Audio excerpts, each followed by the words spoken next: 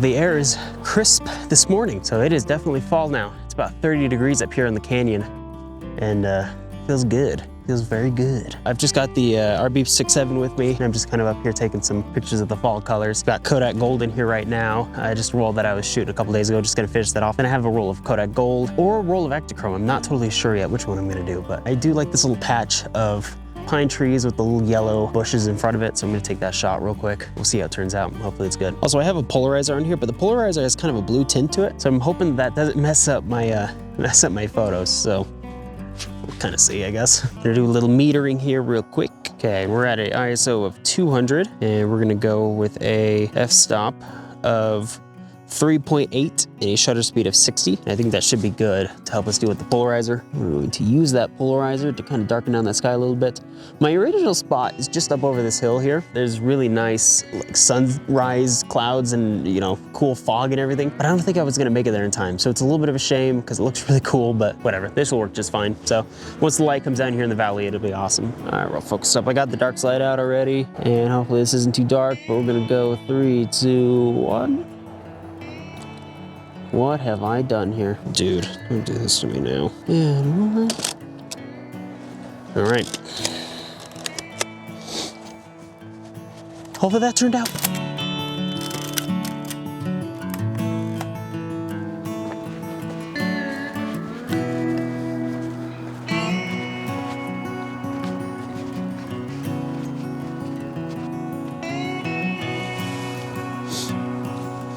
I have a feeling that one's gonna be blurry.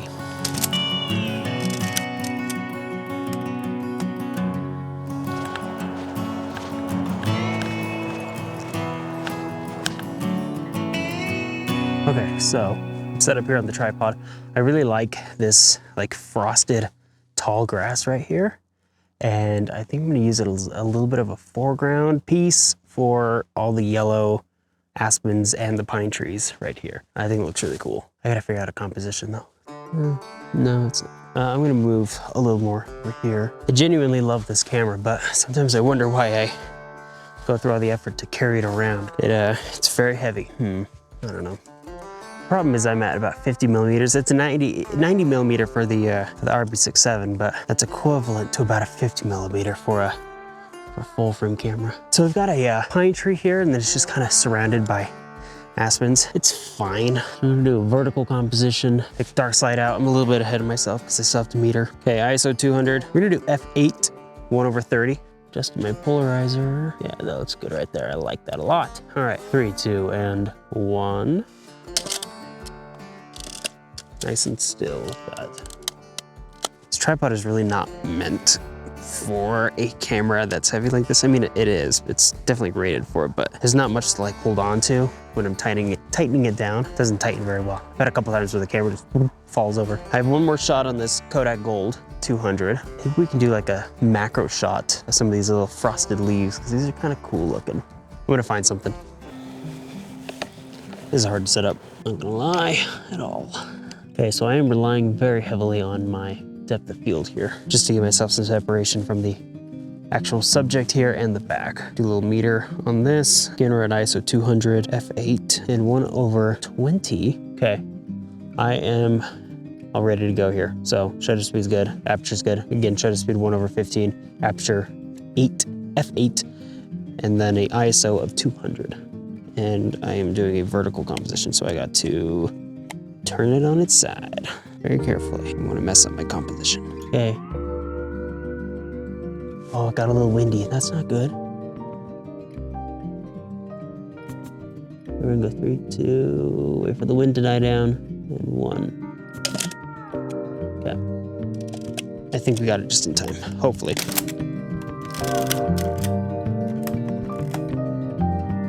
That is it for this roll. So I don't know what I'm gonna put in now. Honestly, I might do gold again. That's annoying. I have Ektachrome, but I don't wanna waste it on not the best sky conditions. I wanna use that for something a little bit better. Not that gold's not expensive, because film is expensive just in general, but all right, I'm gonna swap over. Okay, so the light suddenly came up over the mountain. So we got some good stuff to work with. I threw some Kodak Gold in here. I got a shot of this tree, which is really cool. I'll throw that up on the screen now. And while you're looking at that, I'm going to get set up to shoot down this way. There's a row of pine trees, and then another row of pine trees, and then like a big shadow, and then the mountain, which has a bunch of reds in it. So I'm gonna get set up to shoot that right now. And then there's all this like frosted grass in the foreground. So yeah, I'm gonna get set up to shoot that. I might shoot some photos of these little like grasses because they're all backlit now and they look really nice. I don't know, we'll see. Having the polarizer is gonna be really helpful for this shot. Bringing that sky down. I love really dark skies. I don't know if other people do, but I love taking the polarizer and just cranking the sky down. In fact, on the video right now, it kind of looks like that, I believe. Okay, we're gonna meter here and we're at ISO of 200. We're gonna go f8. And a shutter speed of 1/200. Okay, I'm all framed up here. I'm gonna take the dark side out. I'm gonna wait for some of these cars to pass because there is a road right there, which I don't love, but it is what it is. The little yellow sign in there actually probably makes a kind of a cool image actually. So yeah, we're gonna go 3, 2, 1, hurry. There we go. I gotta say, shooting film always keeps me on my toes because I mean, you never know exactly what you're gonna get. So it always keeps me kind of guessing a little bit, making sure I'm actually making the right choice. But that's what's fun about it, I guess. I'm gonna shoot these little grasses over here because it looks kind of cool. Okay, this is gonna be a little tricky to compose just because it's a little bit messy, but okay, I have no idea if this is gonna work out. It's a little bright and we're shooting right into the sun, so got some pretty bad glare coming through the lens, but I'm going to just cover it with my hand. Okay, we're gonna go f11, ISO of 200. Okay, I'm gonna cover that light with my hand. Okay, we're gonna go 3, 2, 1. Dark side still in. I will never not mess that up. Okay, we're gonna go 3, 2, and 1.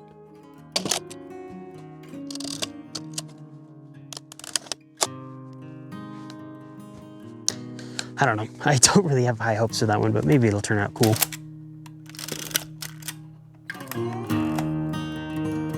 Okay, I think I'm just gonna shoot a straight on shot of the, no, I don't think I want to. No, I don't. Oh, no. There's really no composition. It's just kind of color. Which is cool, but I don't know. I don't think I want to. Screw it. I'm just gonna shoot it anyways. Kind of need to finish this roll regardless, because I got to get it developed tomorrow. Really bland.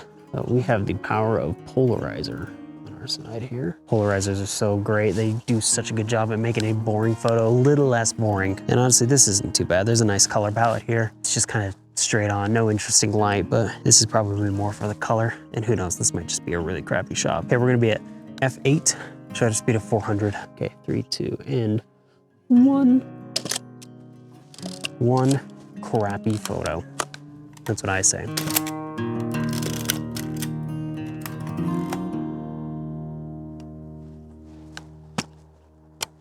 So I'm gonna head back this way. So I'm probably not gonna do too much more talking while we're heading over there just because there's a bunch of people and I don't like filming around people. So we're just gonna head that way, see what happens. There's the river that runs through there and I wanna get some good shots of the river if I can. We're just gonna head that way and start working our way back to the car.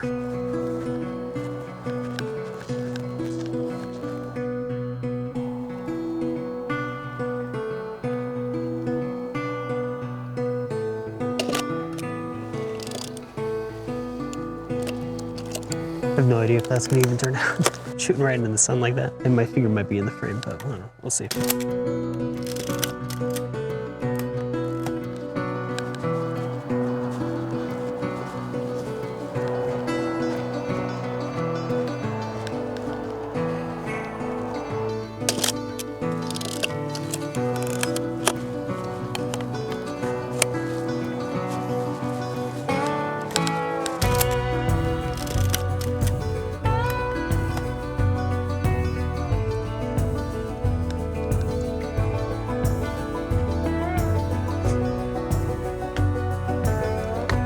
I think we're gonna shoot that again.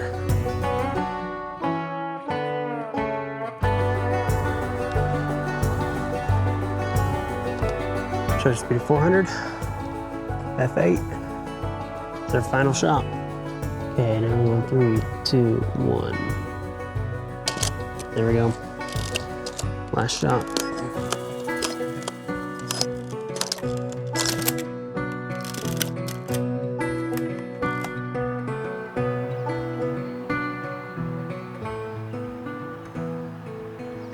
Okay, well that's it for this morning. Hopefully those photos turned out. This is the first time using that polarizer on that camera, so we'll see if they turned out with the blue hue. When I looked through it just on my own without it being on the lens, it doesn't look blue, so I don't know if it's just a weird, I don't know what's going on with that, but hopefully that didn't affect the photos at all. But pretty excited about them. Pretty excited about fall to be here. So this was probably, no, I guess it was the third day that I've been out shooting fall colors, but the other days were, I was doing portrait sessions, so it wasn't like landscape photography, the stuff that I usually do. But pretty excited about this year. It is a little bit early, but we've had kind of a dry year. So, but we got a lot more fall videos to come because it's only halfway through September right now. So we still have about 2 months probably worth of good fall colors before it's officially winter. So we're gonna make the most of it. Hopefully I can get out here, you know, once or twice a week and get some good stuff because I love fall. I didn't get to shoot fall last year, so I'm hoping to make up for it this year. Anyways, hope you enjoyed this video. Hope you enjoyed the photos in this video.